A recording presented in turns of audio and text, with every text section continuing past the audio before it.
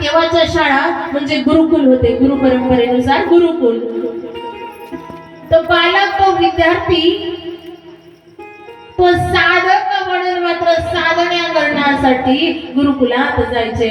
आणि हळूहळू काय झालं, गुरुकुल पद्धती थोडी कमी व्हायला लागली आणि मग कुलगुरू आले. बघा, थोडं वरून जाईल, लक्षपूर्वक श्रवण करा. कुलगुरू आले म्हणजे कुठं, विद्यापीठ, युनिव्हर्सिटी, आणि त्याला काय असतात, कुलगुरू. आणि तेही मात्र हळूहळू जसा कोरोना आला मग घरकुल, घरीच अभ्यास केला ना. पण अध्ययन गुरुच्या सानिध्यात करणं आणि घरी करणं फार तफावत आहे. शाळेत जाऊन मुलाने शिकणं आणि घरी सगळं शिकणं फार तफावत आहे. पण शिक्षण हे मात्र अत्यावश्यक आहे जीवनामध्ये, त्याशिवाय पर्याय नाही. कोणत्याही क्षेत्रात का होईना, ज्या क्षेत्रात आवड आहे त्या क्षेत्रात मात्र निवड करा आणि मार्गक्रमण करा. नाही तर काही म्हणतील घरीच करू, आता सगळं मात्र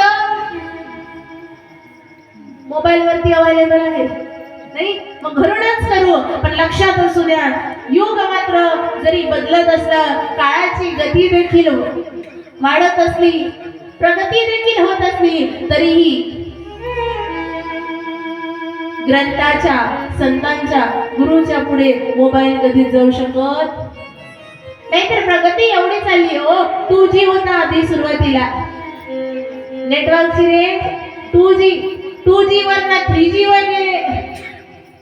तरुण बसले, त्यांच्या लक्षात येत असेल काय आहे.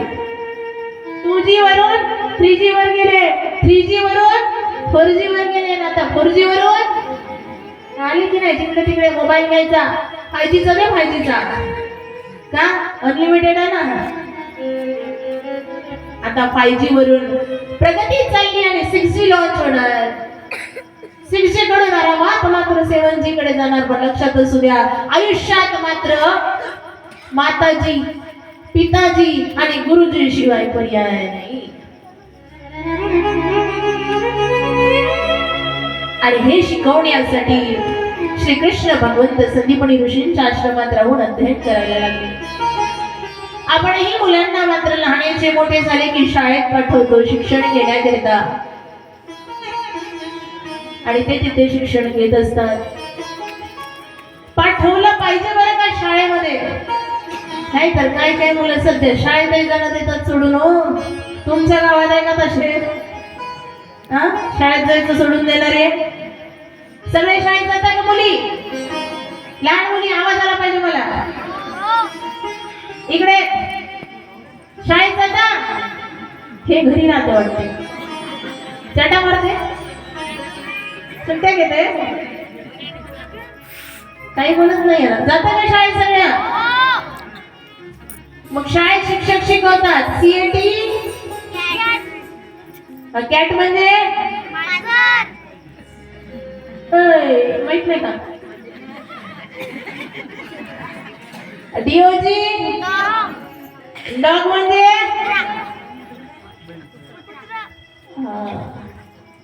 काही नुसते पाहून राहिले ताई, कथा सांगायला आल्या की आमची परीक्षा घ्यायला आल्या. आणि एक लहान मुलगा होता, शाळेमध्ये टाकलं, कोरोना लॉकडाऊन आला, 3 वर्ष घरीच राहिला आणि 4थ्या वर्षी मात्र तो गेला KG1 ला. 4थ्या वर्षामध्ये नर्सरी पासून KG1, KG2, KG3 झालं आणि मग ते आला पहिल्या वर्गामध्ये. 3 वर्ष गेले, 4थ्या वर्षाला तो आला, नाव टाकलं तेव्हापासून पहिल्या वर्गात. 3 वर्ष मोबाईलवर काय करणार हो? आणि त्याला मात्र शाळेत शिकवल्या जाते C for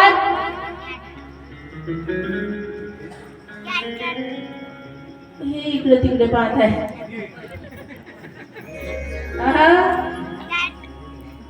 D for शिकवणं सुरू झालं शाळेत. आणि लहान मुलं असले, इंग्रजी बोलायला लागले की लोकांना आता सध्या मराठी मीडियमच्या शाळेमध्ये विद्यार्थ्यांचा कल कमी आणि इंग्लिश मीडियमला गर्दीच गर्दी. आणि म्हणून जिल्हा परिषदच्या शाळा बंद पडायच्या दिशेने लागलेल्या आहे. तो विषय आपण का सांगतोय? कारण आपण फक्त इंग्रजीच्या दिशेने मात्र कर चालला आणि तो मुलगा लहानाचा मोठा होऊ लागला. त्याला शाळेत शिकवलं आणि जसं शिकवलं मुलं शाळेत गेले, शाळेतून येऊन मात्र घरी बोलण्याचा प्रयत्न करतात. एक दिवस मात्र मुलगा आता 5 वर्षाचा झाला आणि 5 वर्षाचा मुलगा इंग्लिश बोलायला लागला. घरी येऊन आईला म्हणते, mummy mummy you are a cat. म्हणजे आई तू कोण आहे? तरी आईला कौतुकच वाटत का?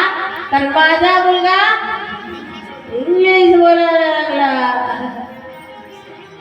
लगेच आई पकडते ना बाबाला घेऊन जाते, बाबाला सांगते, अहो बघा आपला गुड्ड्या की नाही इंग्रजी बोलायला लागला. आई लगेच म्हणते, बाबू बोलून दाखव बाबाला इंग्लिश. तो लगेच म्हणते, पप्पा पप्पा यू आर अ डॉग. बाबा तुम्ही कोण आहे? आई कोण आहे? असं का?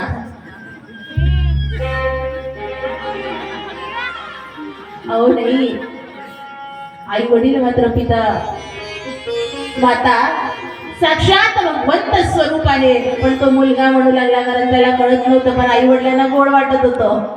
पण शाळेत टाकताना शिकवताना आई वडिलांनी एवढं जागरूक राहावं की मुलं काय करताय हे पाहावं. नाहीतर काही काही आई वडील म्हणतात, जाऊ दे ना काही होत नाही 8 दिवस शाळेत गेला नाही तर. आई वडील कमी, मुलंच म्हणतात काही होत नाही ना 8 दिवस.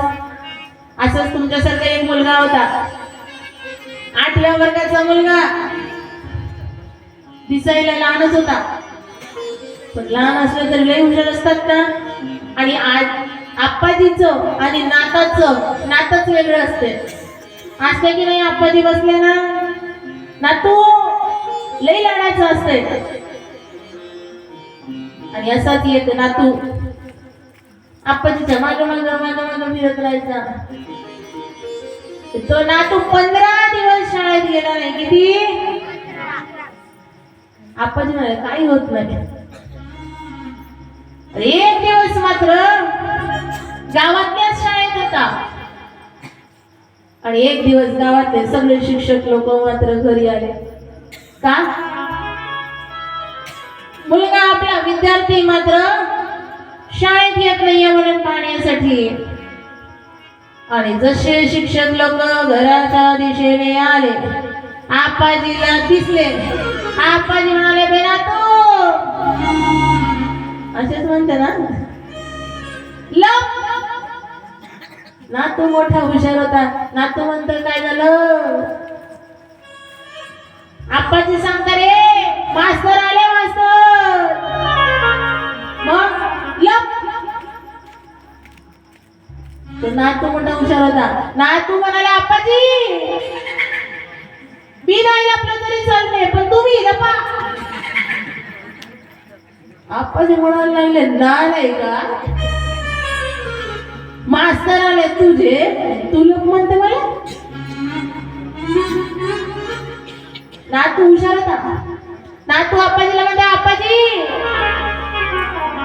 मी मात्र माझ्या गुरुजीला सांगितले मी आता 13 दिवस काही शाळेत येणार नाही. अरे का? तर नातू सांगताय, मी गुरुजीला सांगितलं माझे आप्पाजी गेले आणि 13 दिवस पर्यंत मी काही येत. 13 नाही 15 दिवस झाले म्हणे म्हणून ते आले घरी. मग आता लपा पहिले कोण? लहान लहान असतात ते, थोडे असतात ते इथं ऐकतात, घरी जाऊन मात्र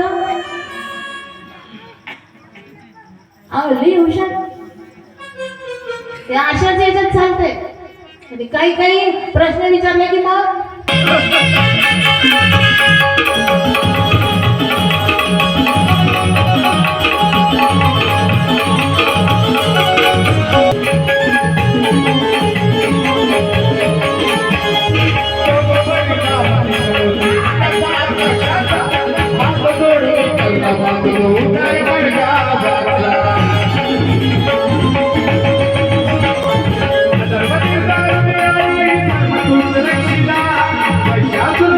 तुला